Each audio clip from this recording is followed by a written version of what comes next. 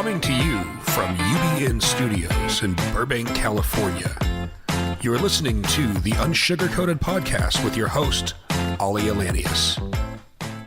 Hello, everybody, and welcome back to another episode of your favorite social good podcast, Unsugarcoated with Aalia.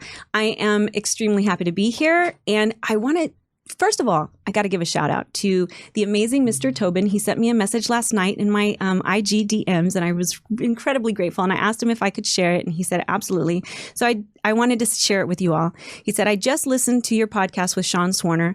Amazing. While I love all that he had to say and I subscribed to his newsletter, I think the best part was the story of your son, the spider, and Itsy Bitsy Spider. That song will never have the same meaning for me. Thank you. Well, Mr. Tobin, I'm so glad that we could give you a different perspective, and I'm so thankful that you would take the time to listen to our podcast.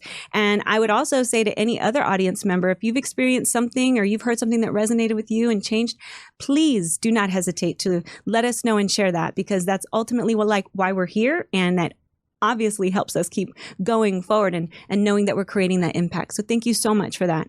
All right. Today's show is actually kind of about something that I've struggled with in my own life, articulation. And I gotta say, while a lot of people listen to me and they say, wow, you speak so well, I can't lie to you. There's people that I sit and I listen to and I'm like, wow, can I be you when I grow up? And actually, the person we're having on today is just such one of these people.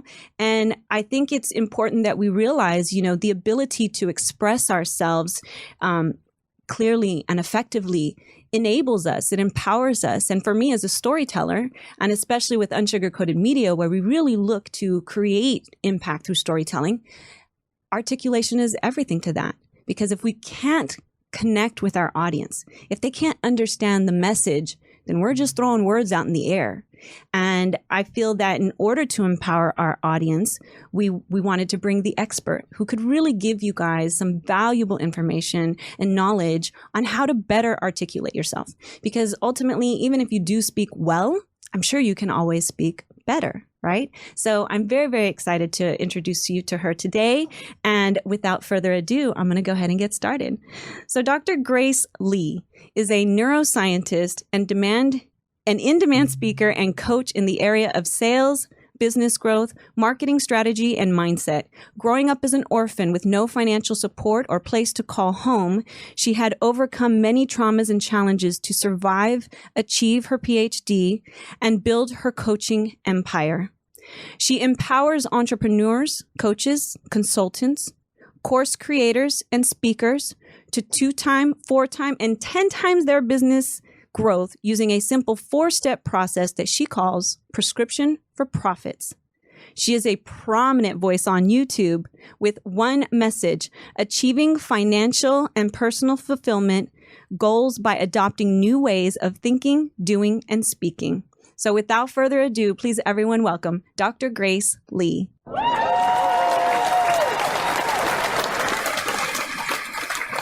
It's my pleasure to be here. Thank you so much for inviting me.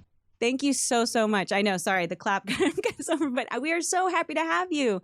Dr. Grace Lee, you and I met on Clubhouse, and I love it because I actually get to see you today, which is even better. I am so, so excited. Well, Dr. Lee, as I had started off, you have an incredible personal story. I know I had the opportunity to hear it from you before, and I thought how empowering to let our audience know that the trials and tribulations or things in our lives that we can overcome and then ultimately build an empire, as you said, and as your bio says. So if you don't mind, please tell the audience where you're speaking to us from today, and give us a little bit about your background, your story, and how it led to you to where you are today. Absolutely. It's my pleasure, first of all, and I'm so glad that we connected on Clubhouse, and it's such an amazing platform, and I think that all of things lead to meeting one another, and when you connect the dots back, we know why things had to happen. So I really appreciate this opportunity. So yeah, I'm currently dialing in from Vancouver, Canada, in my home, and this is the home office as well, and a studio where I record my videos.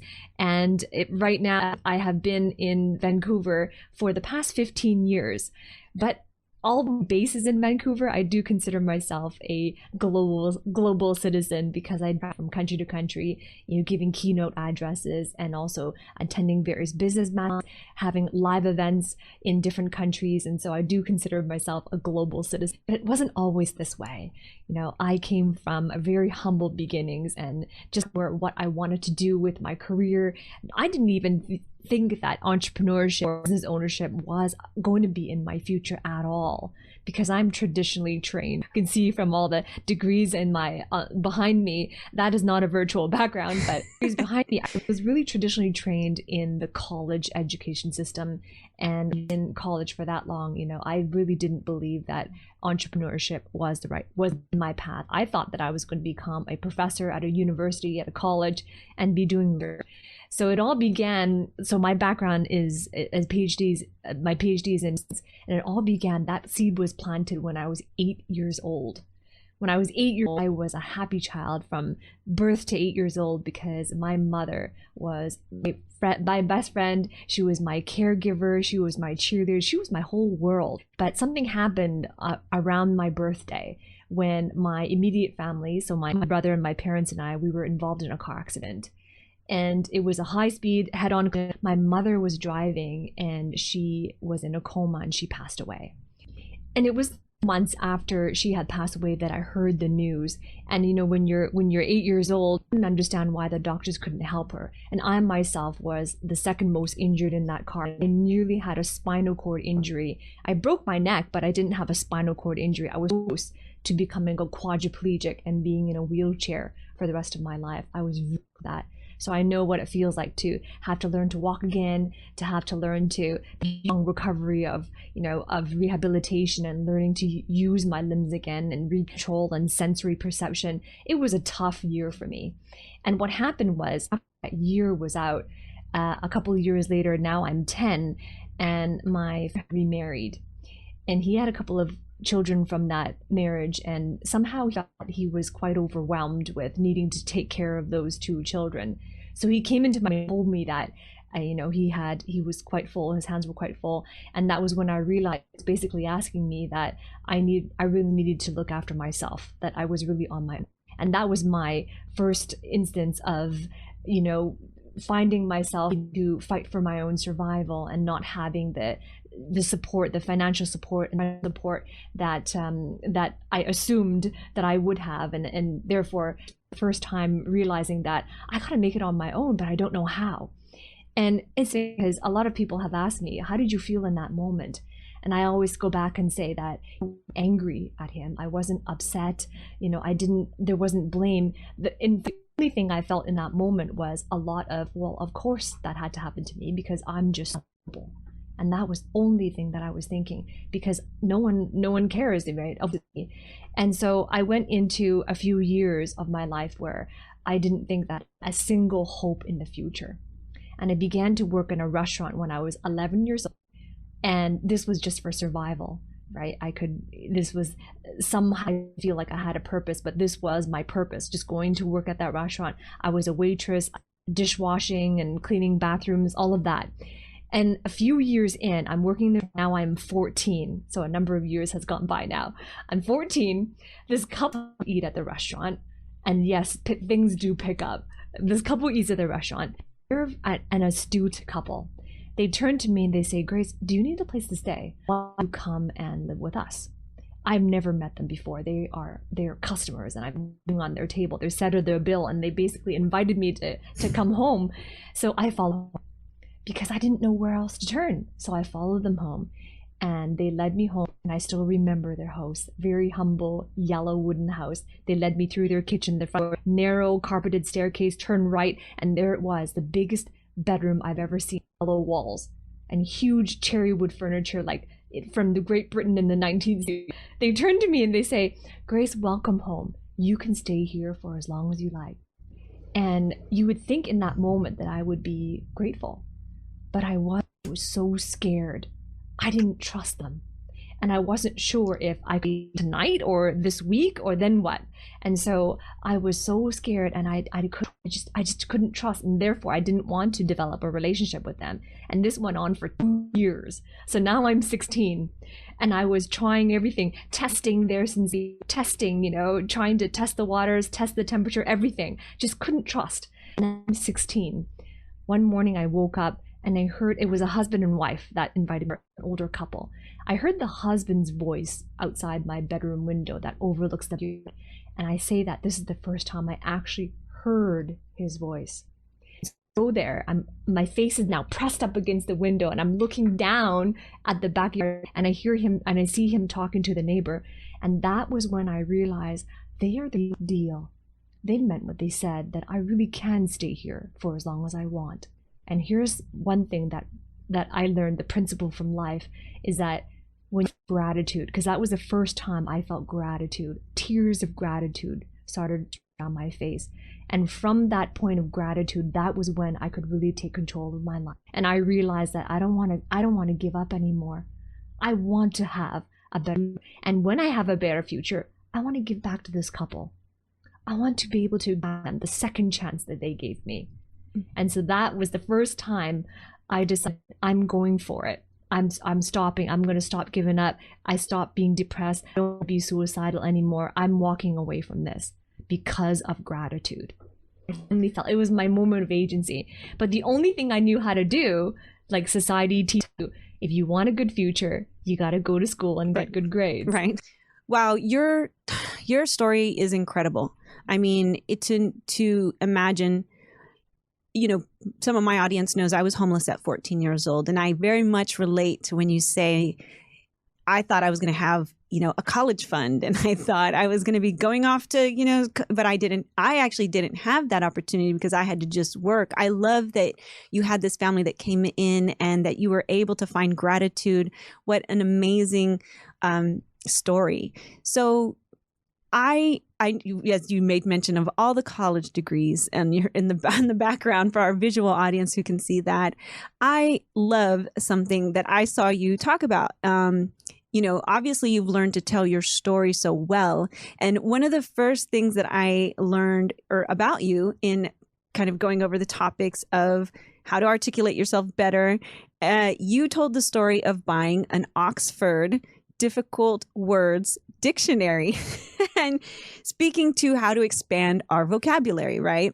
So expanding your vocabulary, when you shared that, I laughed because one, when I was younger, I used to love knowing words. And I used to have friends tease me and say, you got to carry a dictionary to be around you, and you don't have to try and sound smart. And I always thought, well, wait, there's just so many words in the English language that I can use. Why am I limited to this, amount? But I really appreciated the perspective that you gave when it comes to the ways that we can learn to articulate and tell our story as powerfully as you have learned. Expanding your vocabulary is part of that, right?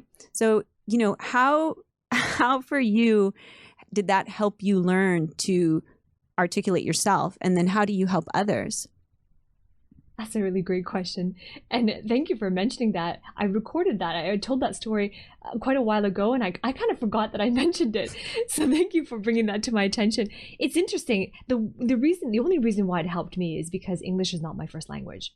So it was purely, I need to put more words in my vocabulary, because then I won't be able to have a conversation or even express my ideas.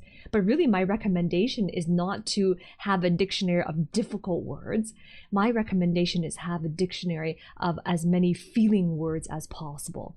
Because when you're expressing yourself, people connect primarily on emotion first, and then they go away and they justify with themselves of why that conversation was so meaningful. Why was that such a great experience for me? So the more you want to express yourself, the greater the range of emotional words that you want to have. And it's about keeping it at a grade 5 reading level or lower. I had a dictionary of difficult words. I was doing it all wrong. I wanted to sound smart. And that's what the school system programs us to believe, is that if we want to impress people, we got to sound smart. But I've come full circle, and I realized that if we really want to connect with people, it's not about us. It's not about I need to impress. It's about I want to impact. I desire to impact, not to impress. I love that. And I can appreciate that so much. And I even, think that when it comes down to it, like you've said, if you want people to understand you, they have to be able to understand the words that are coming out of your mouth. So it can be very counterproductive to, getting on that frequency with someone. What are some of the methods that you suggest for people who want to expand their vocabulary, along with getting the difficult words to the dictionary for personal use, right? There's one simple thing that I do recommend, and it's something called the science of availability. What the science of availability says that when you are exposed to something often and frequently and habitually, you tend to see more of it. Now, a primary example are people, let's say, for example, I'm obsessed with watching the news. If I watch the 7 a.m. news and the 6 p.m. news every single day, and the news is all bad news, it talks about plane crashes, car crashes, then I'm more likely to be fearful of getting in an airplane and flying, because I see plane crashes all the time every day. And so the science of availability says that what's available to you, that is what you remember. It's kind of like a cognitive bias. And so I would say, if you want to expand your vocabulary and be more expressive and have a more range of feeling words, then it's about engaging in the science of availability, which means that you expose yourself to that type of literature. Be a voracious learner. Be an avid reader. Go and read that book. Go to do that home study course. Go to that seminar. Watch that YouTube video. Be a voracious learner and have that habit of excellence. I appreciate that you said that, because for a long time, and I have to be very candid, I remember thinking that going to a seminar or anything personally development related, or even, coaches, as they say, which, people kind of, I know in society there, or not in society, but some people have this negative association with coach, which I don't understand, because if I want to lose weight, I'm going to go get a personal trainer. And while not everybody needs a personal trainer, definitely some people do, right? That accountability, that encouragement, that consistency that really relates to progress within our life or transformation, or, all the things that we desire. So I love that you say that. Let's talk about improvisation and how improvisation and practicing that contributes to having, better skills at articulating oneself. Love that question. You ask great questions, Aalia. Improv, and it's interesting, when people think improv, they think about acting. Going on stage, acting, being comedic or something like that. But really, life and conversations are generally improv, because they are impromptu. If you think about communication, a majority of it is being able to come up with the right words on the spot. Someone might pass you in the hallway, or someone comes up to you and says, "Hey, can I ask you a question?" Or "Can I get your thoughts on that?" And you don't always have the time to prepare your talking points, or to put up slides, or to really think about what you want to say, write it all out, and then say it, because most of the time our conversations and our communication pieces are in the moment. Right? So improv helps you to exercise that muscle. Yes, it is a muscle, and our brains are fully capable of doing it, because we have two different systems of thinking. We have one system in our brain that is faster thinking, and one system in our brain that is slower thinking. And so practicing and honing that muscle of improv will help you to hone in on that fast thinking system, so that it becomes automatic and it becomes intuitive. Well, thank you for that. And honestly, I can't take credit for these questions, because all I did for the audience, and I have to give full credit where credit is due, I'm feeding off of you. You have amazing YouTube channels that go over a wealth of information. You really don't just say you do these things, you create it. So I'm just taking cues from you on how to really give value to this audience. So, you get all the credit. I should give you a co-producer credit. No, I'm kidding. But okay. So I love that. I'm a fan of freestyle and improv. I had two uncles that were professional comedians when I was a kid. And I remember just being around, and that would be like an exercise. Okay, just, you'd pick up a word, and then I was walking down the street and I saw this water bottle, and then, I did the way that they would create the stories just impromptu. I thought it was a really great exercise. And I think even, I heard a suggestion from you once of doing a comedy, like going to a comedy, that some of the methods that you can use to develop that. Why is it so important? And I'm going to kind of step back for this question, is why is it so important for people to connect with us when we do that, especially within the improvisation? Like, why is it so important from a storytelling perspective that we do connect with people in that moment? Mm-hmm. Connection builds rapport. If absent that connection, if you want to have a deeper conversation without the rapport and that connection, they won't feel the safety and security in doing so.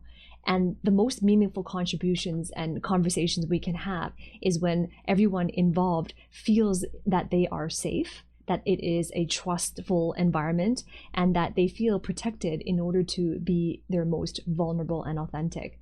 Right? I mean, authenticity simply means like being connected and in alignment with the truth of who we are, even in the dark of the night when no one's looking and nobody's there, being in alignment with that. I mean, how meaningful can conversations be? When you think about it on an existential level, if everyone involved was unapologetic and unafraid of celebrating both their brilliance and their breakdowns, right? And being also authentic of what is my truth.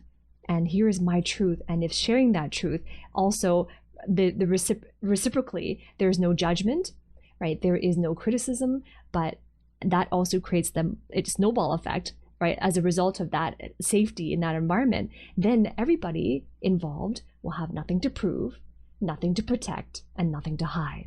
And that is a ripe and fertile grounds for authentic, meaningful conversations. Wow. And it also is so much in alignment, like unsugarcoated. When we talk about, when I came up with unsugarcoated, Dr. Grace, I can tell you that everything you just said, mission statement, and so I can appreciate that and so much. The next thing, one of the tips that you gave was pause. Some people can be quite uncomfortable with silence, but not all silence is awkward, as you've discussed. How do pauses help us with articulation, Dr. Grace? Love that question. And I want to say something. The reason why a lot of people are hesitant about pausing is because they equate pausing with dead silence. Now, it's true, dead silence can be awkward, and dead silence can turn a lot of people away if they don't know when a conversation begins or when it ends. And I'm not talking about dead silence. I'm simply talking about strategic pauses. Some people call them the pregnant pause. Right. And these pregnant pauses, these strategic pauses can help give you that space in order to take a breath and to recenter, to be present, to make yourself present again in that moment. And it can also be the space and the pause that your audience needs to absorb and to really meditate on what you said. Meditation and sinking in doesn't have to take hours. Sometimes in that moment, they just have to go, oh, that's what it meant. And they just need it that second.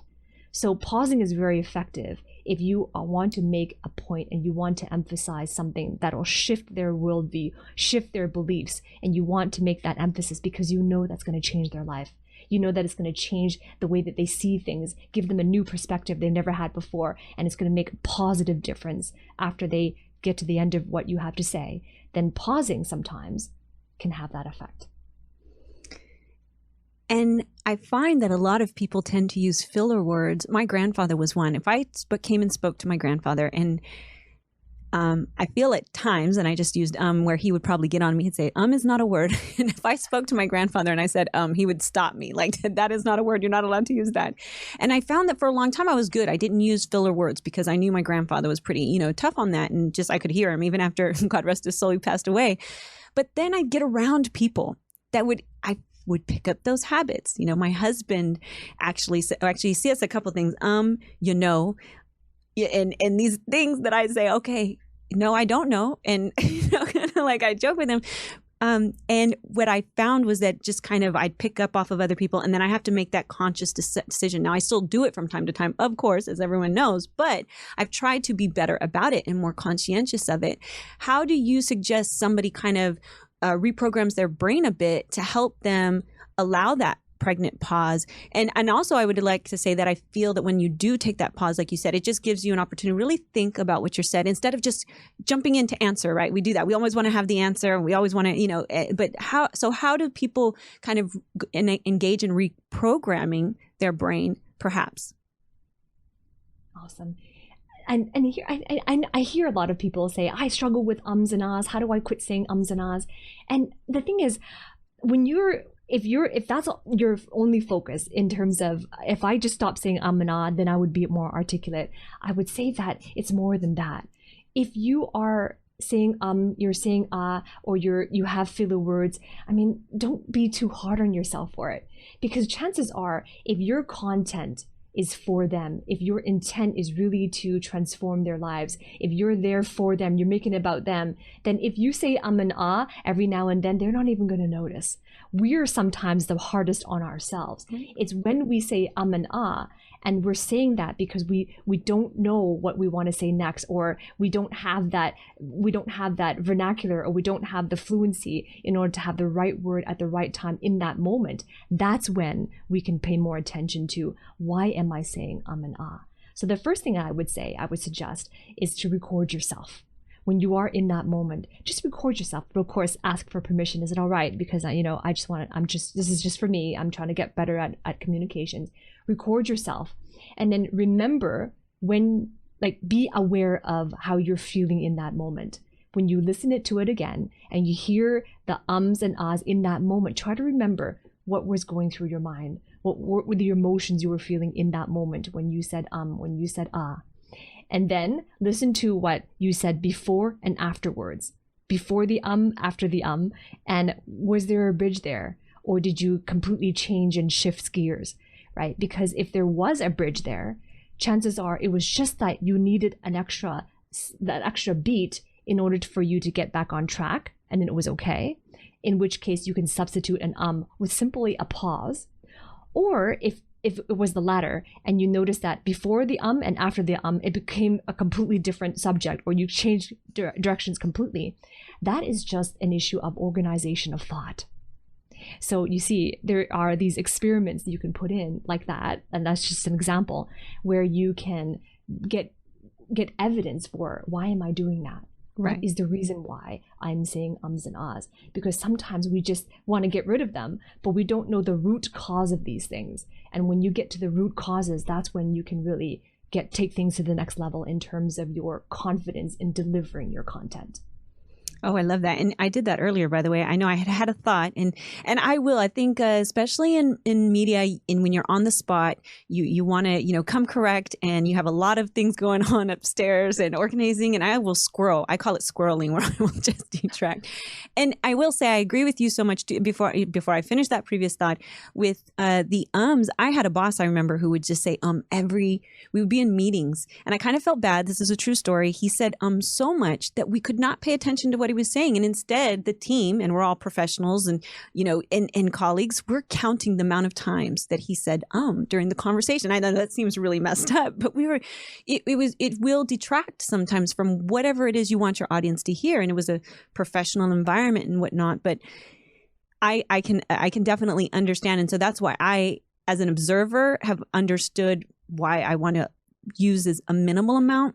But I agree, and my grandfather used to say, if you don't have anything to say, just don't say anything at all, in that sense. Don't fill it with something. But I wanted to say, my computer keeps going off. I'm going to get in trouble for the engineers. But the part was, once upon a time, I thought personal development or coaching or going to seminars was something that I didn't need to do. I mean, I felt like it was just common sense that I was being told. But as I grew and as I came to understanding that every time I went to an experience like that and allowed myself to be open, I grew, I evolved, I felt better and more confident. So I love that you had brought that up, because I encourage people to change perspectives. Instead of thinking, what am I going to get out of this? It's like more of like, wait, what can I get out of this? Right? That just impacts our lives. So I appreciate what you do and the way that you really educate everyone, which, by the way, takes us to the next point: time and accentuation. Time and accentuation when it comes to articulation. Dr. Grace, how important is that?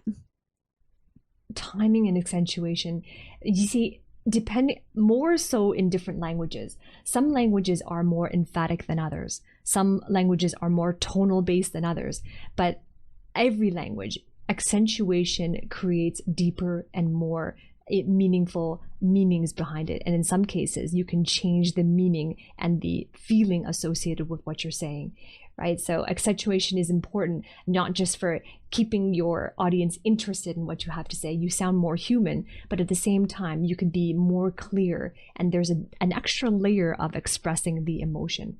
Timing is also really important as well, because sometimes no matter how well you say something, or how frequently you say something, or how confident you showed up in that conversation, sometimes your audience is just not ready to hear it. And it has nothing to do with you. It has nothing to do with anything you did wrong, or your presentation, or your communication, or anything like that. Sometimes it's just not the right timing. And it's just comes to the point where you have to have the internal fortitude to realize that, nothing personal. There's nothing personal in business. And if you can expand that out one level deeper, nothing personal in life. Because we all have our stories, and we couldn't possibly know what is going on in someone else's.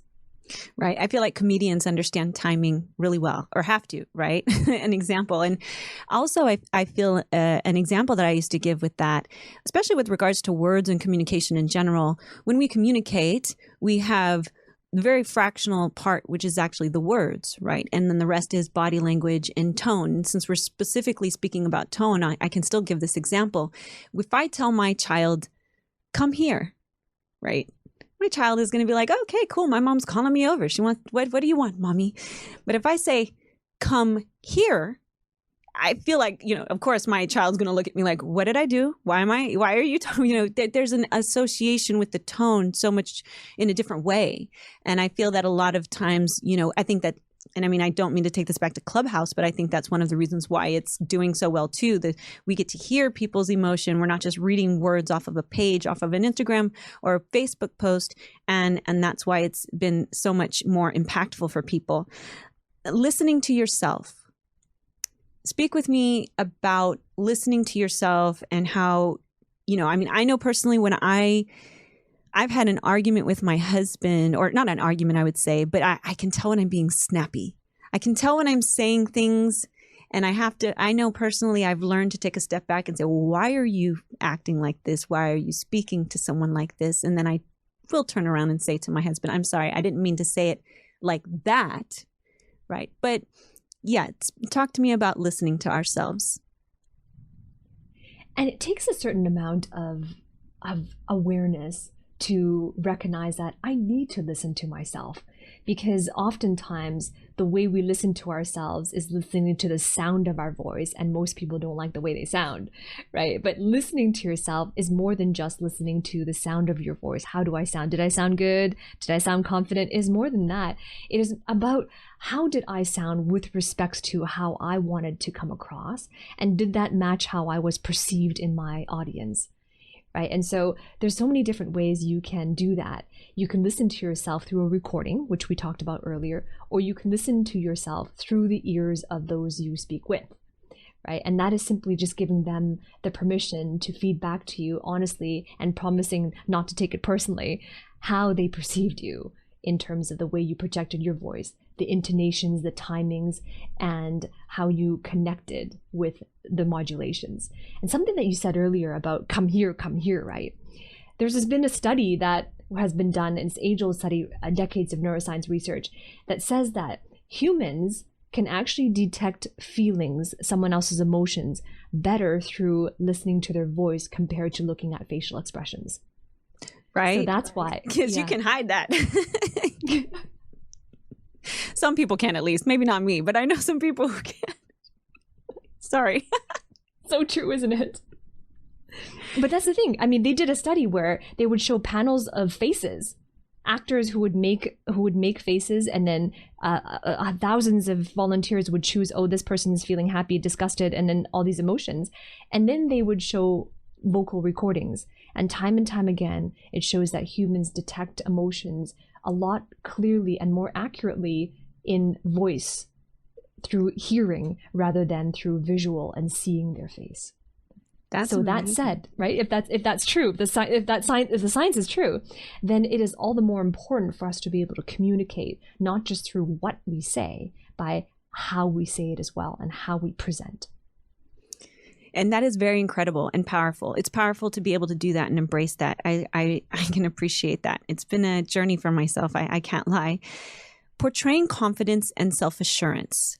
You said something in your amazing YouTube channel that everyone needs to check out. Yes, I am plugging her YouTube channel, you guys, because it has so much amazing value there. Or just getting to know her. I don't want to overuse that word. I feel, do we do that as well with articulation? And I am going to kind of step out of my coloring, my lines right here. Why do I, as an individual, at times feel like I don't want to overuse a word or, kind of, is that because I might feel like I'm being inauthentic by using I'm sorry, because right now I feel like we have a lot of these button words and hot words that people will use. And then the more you use them, you're using it to describe something, but then you also feel like that other people might not perceive it as authentic. I'm kind of answering my own question here, Dr. Grace, but I'm curious as to your thoughts on it. I can't lie.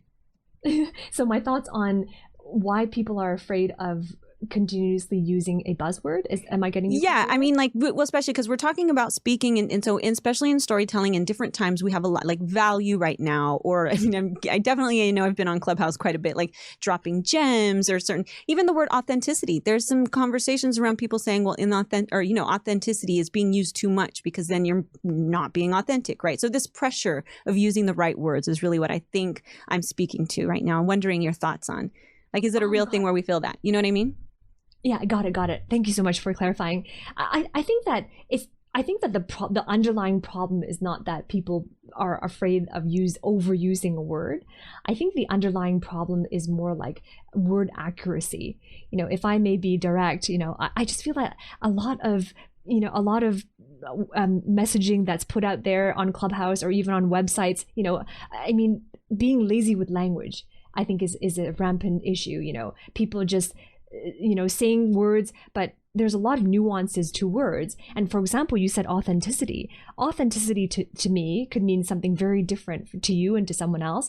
And so what I would say is that it's important that when you do use a word, that you make sure that your dictionary matches their dictionary, right? And it's just as simple as explaining it. Right. And even a term like financial literacy and mental health, right? Those are very common words. But again, financial literacy to me could mean like learning how to manage my money. But for someone else, financial literacy could mean learning how to make more money. Right. So it's just as simple as taking these terminologies where there might be some interpretation and just saying, here's what I mean by that. And then I love it. I know I jumped off a little bit, but you guys, that's for somebody, and even for myself. Like, I'm here to learn from you, Dr. Grace, as well. I love the opportunity to do that. So going back to your amazing YouTube channel, you said when speaking on portraying confidence and self-assurance, people don't see you through their eyes. They see you through your eyes. Can you elaborate on that? Yes, absolutely. And this is one of the foundational principles of developing unshakable confidence. Because a lot of times when we feel like we're not confident, it's because we're worried about how people will think of us. Worried about what are they going to say? What are they thinking? What are they going to do as a result? What are they thinking about me? But the thing is, oftentimes, more often than not, it's kind of like in sales, right? All the objections in your prospects begin in the mind of the closer, and it's reflected out onto them. And so for example, if I feel like I am not confident and I feel like I'm not a good coach, I'm not a good speaker, the way that I show up will be very different compared to if I do believe I'm a good speaker and I do believe I'm a good coach. And so when I show up that way, people pick up on that and they're seeing what I see. They don't see what they see. All of a sudden they will see what I see. Right? So then the switch then is to realize that everything we want in our life and in our business and in our relationships is a reflection of what we believe is possible for us. But it first starts with seeking it. Because if you don't seek it, you will not find. And so a lot of times when we want something, we desire something, we work so hard towards it, right? We work so hard to the things that we desire. And yet at the same time, we expect the opposite. And so it's like that. Like if your expectations and your desires are pulling in different directions, then what happens is that oftentimes, no matter how hard we work towards something, we don't get what we desire. We get what we expect. So it's the same idea. I love it. See, audience, do you guys understand? Understanding ourselves. What are some of the reasons that people struggle to articulate themselves? I know that there's many, but based on your background and your studies, what are some of the reasons that people struggle? I love that question, Aalia, and I can give you the reasons in terms of the more surface reasons and the deeper reasons. So starting from the more surface reasons about why people have trouble expressing themselves. The surface reasons are like, I just don't have the words to say. It's clear in my head, but I don't know how to put it in words. I don't know how to put thoughts in words. Or there's so much that I could express that I don't know where to begin. Or I'm not sure if I express myself that people will be interested in what I have to say. Or I don't know if my thoughts or my ideas are important enough to even be worthwhile of expressing. So those are all the surface reasons, for example, why someone might be hesitant or feel like they are unable to express themselves. But the deeper root of that comes from having doubt, right? Because doubt is a belief. And when you have doubt, basically the doubt is, I doubt that when I say anything that my words are going to land. And when that doubt happens, it creates a feeling of anxiety. And anxiety is simply fear in having caution over a future imagined danger. And the imagination we have is that when I say it, they're going to judge me, they're not going to listen, or the list can go on. So that anxiety then creates the actions that we take. And when we're anxious, the action tends to be paralysis and we don't end up expressing ourselves. So there's something called writer's block, where you find like you're staring at a blank page, can't get that book out. The equivalent is speaker's block. But I say that there's no such a thing as writer's block or speaker's block. You're not experiencing writer's block if you want to be an author. What happens is that you're just imagining your book not selling. Mm-hmm. The same thing with speaker's block. It's not that you have speaker's block. It's a symptom of the underlying issue. And the underlying issue is that you're just imagining your words not landing. That's so incredibly powerful. And as we wrap up, Dr. Grace, I'm so thankful to have had your knowledge. This all relates to me, we're saying articulation, but for me, it's finding your voice.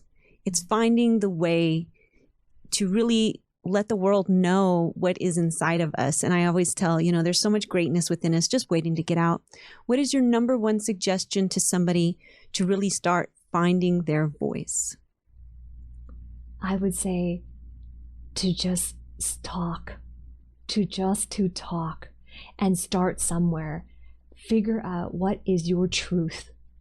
And I don't mean what's true. I mean the truth, your truth. And from that place of truth, get in alignment with who you are in the dark of the night so that you can be authentic. And when you speak the truth, guess what happens? All of a sudden, there's no performance you have to make. You don't need to put on a performance. You don't need to memorize other people's knowledge, other people's information. You don't need to learn a whole bunch of things in order to speak, because when it is your truth, you know it. And that truth will set you free, and it will also set your voice free. That is incredible. Dr. Grace, you are incredible. Please, for the listening audience, tell them where they can find you on social media. And you're the name. I mean, I know your YouTube is just Dr. Grace Lee, but how do you prefer for people to reach out to you?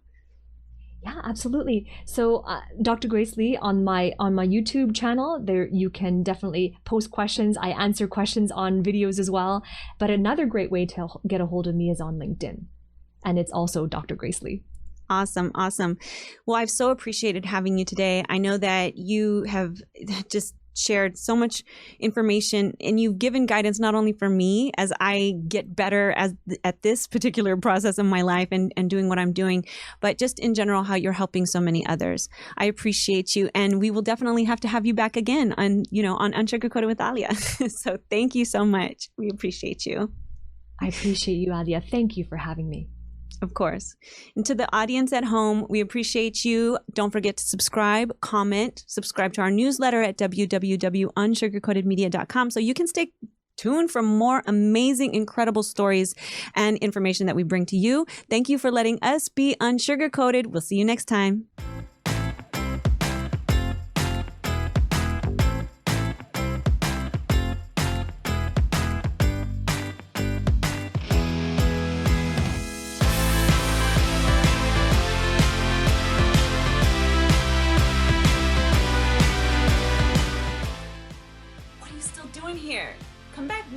week.